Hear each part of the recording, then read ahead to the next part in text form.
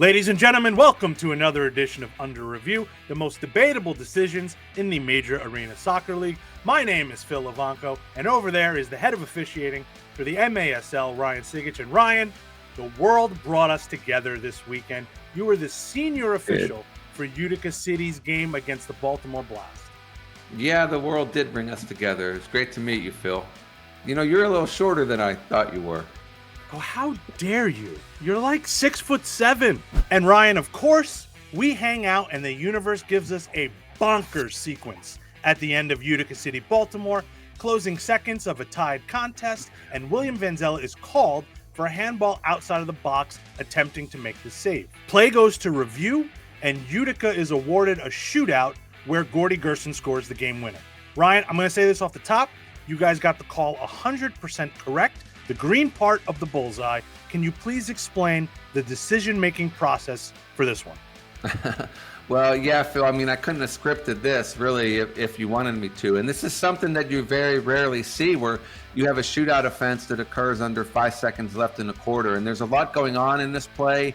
It's really, though, not as controversial as some of the vocal minority would lead you to believe. But it's something that as a referee, you have to break down this play in pieces. So the first question, is there a handball by William? That part is clear, yes.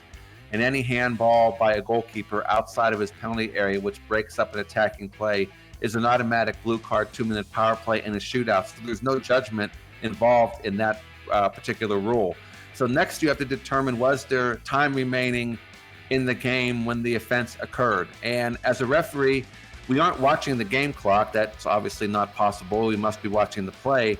So we're actually listening for the buzzer and then using that to determine, did the foul, in this case the handball by William, occur before you as the referee hear the buzzer begin to sound.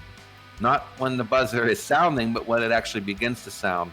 And in this case, that was the call. And then we refer back to Rule 14.8.I, which states that if a shootout is awarded with less than 5 seconds in any quarter, the game clock is reset to 5 seconds.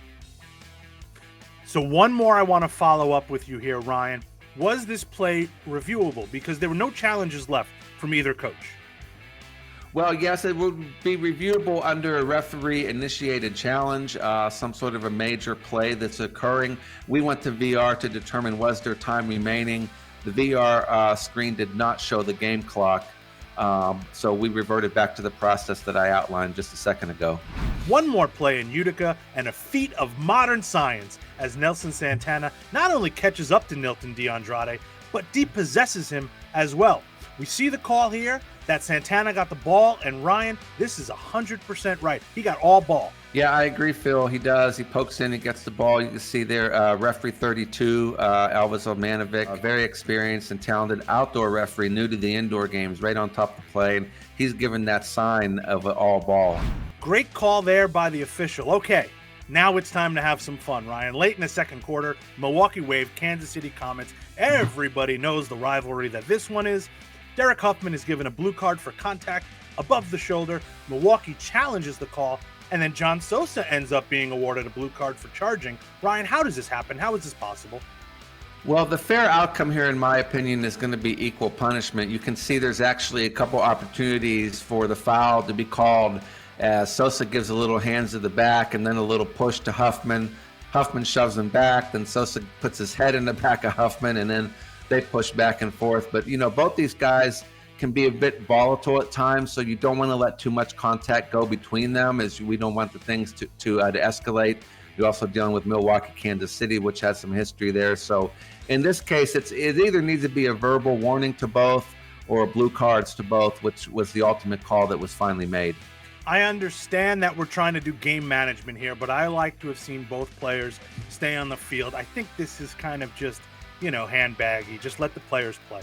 San Diego versus Chihuahua, and in my opinion, we've got proper use of advantage here. Ryan, this ended up being the game-winning goal as well. So let's walk the viewers through how this call was made. Well, I think it's a great call by Brian Miller. There's a clear reckless challenge by Roberto Escalante there. And you can see Miller, number 7, I think just does a fantastic job of letting the play continue, even though it's in the defensive half. Sometimes we always don't give advantage from that point, but he sees that pass is made to an open attacker, and this advantage leads to a goal. There's no power play. recorded, but the blue card is recorded toward accumulation. Off to the Lone Star State, David Ortiz pushes Alberto Rodriguez in the back, which, in my opinion, is a clear-cut blue card. But Ryan, we've got a great camera angle here that shows Ortiz and Pablo da Silva are level with Rodriguez heading in on goal. He's got clear possession, and you know where I'm going with this, Ryan. Do you agree with me that this is a shootout? No, I don't agree, Phil. We've looked at several shootout situations lately, and here you have Dallas, as you said, on the clear tag at speed, and there's just a little push from behind by Ortiz that takes him off the ball, and you can see there, Butler correctly gives a blue card 2-minute power play for stopping a promising attack. But as you mentioned, the question becomes, is this a shootout? And if you stop the play at the time that the contact was made, you can see another Mesquite defender there. I think it's Pablo, is level with the Dallas attacker. Therefore, no shootout since he's level. We've got our video review in Harrisburg. Matt Bream slides into the Tropics player, and after review is awarded a blue card for a reckless tackle. Ryan, we're off to school on this one. Why don't you educate us here? What makes this a reckless tackle? Well, Phil, the reckless challenge consideration, the reckless tackle consideration, number one is timing. The timing really isn't that off on this. We look at direction. It's not from the behind, it is from the side. There is a bit speed and distance. I think the biggest thing for me that makes this a good call, or the correct call, is it's near the boards, which makes it a bit dangerous. Had this same thing occurred out in the middle of the field without the boards being there, then maybe it's just a simple foul. Last play on this week's show, we're off to Chihuahua for the St. Louis Ambush and Chihuahua Savage at the Corner Sport Arena. Chihuahua won a handball here on the Ambush defender, but you know what, Ryan? That guy's got nowhere to go. This is no way that this is a handball.